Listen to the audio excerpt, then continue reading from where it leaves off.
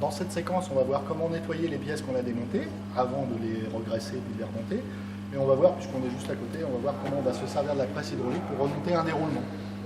Et ensuite, on verra que pour remonter les roulements, il y a deux autres méthodes possibles. Soit on le chauffe par induction, puis après on le monte. Ça s'appelle un assemblage par freinage. Ou alors, on utilisera une mallette spéciale roulement, une mallette SKF, étudiée pour. Donc, d'abord, je vais un petit peu vous montrer la fontaine de nettoyage dont on dispose. Il est bien mentionné qu'il faut mettre des lunettes. Pourquoi faut-il mettre des lunettes? Hein? Regardez, c'est pas beau ça? C'est à cause de la soufflette qui est ici. Là. Donc l'air comprimé qui est contenu dans ce tuyau là, il peut être chargé de particules. J'ai pas de lunettes. Ah, il a des lunettes. Il peut être chargé de particules de métal rouillé, donc des petites particules de rouille qui sont dans les tuyaux d'air comprimé. Et donc si on s'envoie ça dans l'œil, on peut avoir très mal. Ou alors on peut s'envoyer des poussières dans l'œil. Quand on souffle, vous voyez, les objets ont tendance à bouger naturellement et spontanément, de façon impromptue. Donc nous, on va se contenter simplement d'utiliser le liquide de nettoyage, qui n'est ni plus ni moins qu'une lessive. Voilà. Donc c'est pas dangereux, c'est pas du produit pétrolier ou du solvant. On va nettoyer nos pièces systématiquement, je le fais pas, il faut bien enlever l'ancienne graisse afin d'en remettre de la neuve, c'est surtout ça. Donc maintenant, mon roulement, pour le remonter, je vais utiliser la presse hydraulique. Donc comme je l'ai dit tout à l'heure, Tu peux enlever tes lunettes peut-être? je vais enlever mes lunettes parce que je vois rien. Comme j'ai dit tout à l'heure, il faut mettre de la graisse sur les paliers de roulement qui sont ici. Avant de le remonter pour pouvoir l'extraire facilement dans 10 ans. Je prends la précaution aussi de remonter le roulement avec les inscriptions figurant sur le dessus, comme ça. Et ensuite, je vais l'enfoncer à l'aide de la presse hydraulique. Je vais vous montrer comment je fais. Je vais donc utiliser ce support spécial. Je vais y glisser mon moteur. Et ensuite, je vais appuyer, bien sûr, sur cette partie. Je ne vais pas le faire. Vous vous débrouillerez pour le faire, c'est quand même bien compliqué.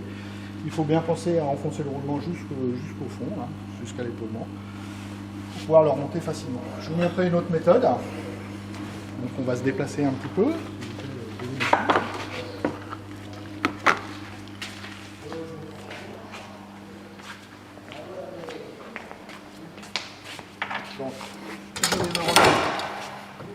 Alors vous essaierez d'utiliser les trois méthodes pour remonter le roulement, pour l'avoir fait au moins une fois dans votre vie.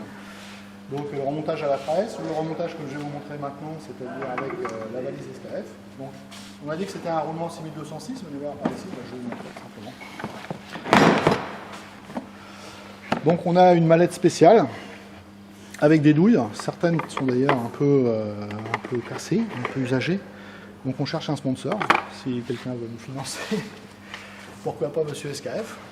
On dispose de manchons spéciaux sur lesquels on peut fixer les douilles. Et d'un maillet spécial, alors je ne sais pas si on l'entend, mais en fait il y a du sable à l'intérieur. On l'entend? On fera un bruitage.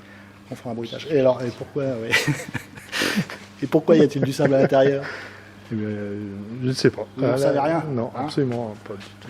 Pourquoi? Du andouille, monsieur Lucas. Alors, regardez, je vous fais une démonstration. Bon, évidemment. Vas-y. C'est bon, t'es prêt? Oui. Un marteau normal. Ça rebondit. Vous avez vu?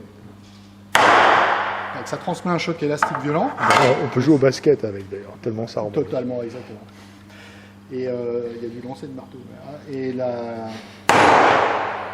massette sans rebond ne rebondit pas. Tout à fait. D'ailleurs, c'est pour ça qu'elle s'appelle sans rebond. Exactement. C'est pour ça que les enfants ne jouent pas avec. On ne s'amuse pas avec une massette qui ne rebondit pas. Donc, alors pourquoi on utilise une massette sans rebond? Les roulements, ils sont en acier trempé sans C6. Ils sont extrêmement durs, puisqu'ils résistent à l'usure. Ils sont conçus dans un matériau très dur, mais l'inconvénient des matériaux très durs, c'est qu'ils sont généralement peu résistants au choc. Donc quand on va taper sur des roulements, on va toujours utiliser d'une part une matière plastique, d'autre part la douille adaptée qui s'appuie exactement sur le roulement. Donc je sais que c'est un roulement 6206, vous pouvez venir voir ici. 6206, eh bien je ne le trouve pas. 6206, il doit être par là. 2552, de toute façon on avait dit, hein. C'est ça. Si je le vois. Ouais, il est plus bas, bas. Voilà. 3055. 3062. 3062. Voilà, bien sûr. C'est ce qu'on avait mesuré tout à l'heure. Exactement. Donc il suffit de trouver la bague qui fait 3062. Ah bah elle n'existe pas. C'est pas de bug. Elle a disparu. Mais je vais utiliser celle-ci qui va convenir quand même. Regardez. Hop. Elle ne s'appuie pas totalement. Je devrais peut-être faire un petit peu mieux. Et là, je vais enfoncer avec ma massette mon roulement jusqu'à atteindre l'épaulement. Ça, c'est une méthode. La dernière méthode, c'est le chauffage par induction. C'est celle qui est préconisée, évidemment, parce qu'elle n'occasionne aucun choc sur le roulement. Je vais vous montrer. On va se déplacer un petit peu encore. On va aller voir notre appareil à induction. Voilà. Vous voyez, donc ça, approchez-vous, vous voulez voir. Donc c'est un bearing heater. Qu'est-ce que ça veut dire à votre avis? Un chauffage d'ours. Chauffage d'ours, mais bien sûr. En douille. Donc, bearing, c'est le nom de roulement en anglais. Alors je vais vous montrer comment on fait. Normalement, on ne peut pas se tromper, mais j'en ai vu qui se sont trompés, donc je vous montre quand même. On branche donc cette partie qui est ici. Voilà. On serre. Alors, on va brancher aussi le 220 volts. Donc là, je vais vous demander votre petite rallonge, s'il vous plaît. Merci. Voilà, et on va mettre le dernier élément, le plus important, enfin un des plus importants, c'est une sonde de température. Alors vous pouvez regarder quand même avec attention, je vous le montre parce que c'est déjà arrivé, qu'il y a un petit, voilà, il y a un petit contact et un gros. Plus moins normalement. Voilà, je ne sais rien, mais en tout cas ici vous avez la même chose, un petit et un gros, donc là vous faites bien attention de le mettre dans ce sens-là, et non pas dans l'autre, ça rentrerait mais ça ne marcherait pas. D'accord ? Voilà. Qu'est-ce qu'il me reste à faire? À l'allumer. Hop. Je vais mettre mon roulement ici. Je le pose à l'endroit prévu à cet effet. Et je mets la sonde de température. Et voilà. Alors qu'est-ce qu'on va faire en fait, à votre avis? Nous allons chauffer la bague intérieure Voilà. pour qu'elle se dilate. Ouais. Et la bague extérieure en même temps, tout le roulement va se dilater. On va le chauffer à 110 degrés. Vous voyez, c'est marqué 110 degrés, c'est la température. On ne voit pas à la caméra. On voit pas, mais c'est pas grave. C'est 110 degrés, on pourrait changer, on pourrait mettre 109, hein, peu importe. Alors donc 110 degrés, ça veut dire qu'après on va saisir le roulement, il sera un petit peu plus gros que l'arbre. Voilà. Et on va pouvoir le laisser tomber. Donc je vais aller chercher l'arbre tout de suite. Et des gants peut-être. Voilà, donc je me prépare pour l'opération. J'enduis de graisse donc le palier de roulement. D'accord. Alors pour enduire de graisse le palier de roulement, qu'est-ce que je fais? Je vais prendre. Je vais mettre vraiment un fin film de graisse. Hein, c'est pas la peine d'en mettre beaucoup, sinon ça empêcherait le roulement de rentrer, hein, tout simplement. Voilà, donc je vais mettre un petit film de graisse ou d'huile. Dans le temps, on mettait du sucre. Et puis je vais lancer l'opération. Je me prépare. Toc. Là, il indique 28 degrés, 29. 30, oui, ça monte, là je peux encore toucher. Mais là je sens que ça chauffe, hein. Déjà 34 degrés. Ça chauffe très vite. Hein. Ça chauffe très vite, on est déjà à 38 degrés, là, vous voyez.